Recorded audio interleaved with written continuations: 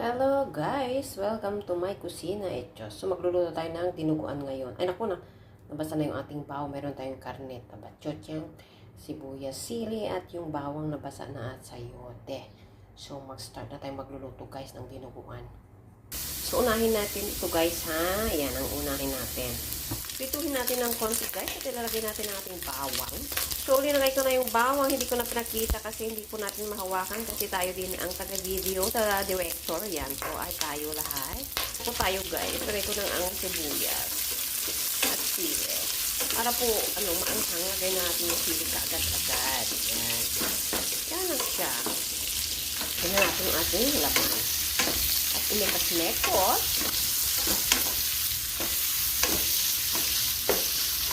Betchinam, MSG, yan. Paminta,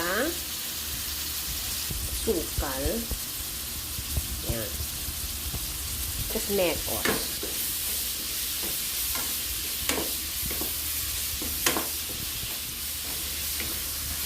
Ito sa atin guys ha. Medyo okay na yung ating meat guys. Yan natin ilagay ang ating sayote. Creator ka yan. Sayote guys. Sayote. Pinang quarters na guys. Para lutuin natin konti ha. Ganyan po. Ito na guys. Ang bango-bango na. Kasi nilagyan natin siya ng konting patis ha. Konting patis lang kasi nga baka maalat yung ating nalagay na tsokolate. O dugo. Yan na siya guys. Lagyan na natin ang ating tsokolate. Yan. Ito na po ang ating. Huwag daw po titigil sa kano para hindi po mamuo yung ating water. Okay, dugs. Yan. Yan. O, diba? Malapot ang ating dinuguan.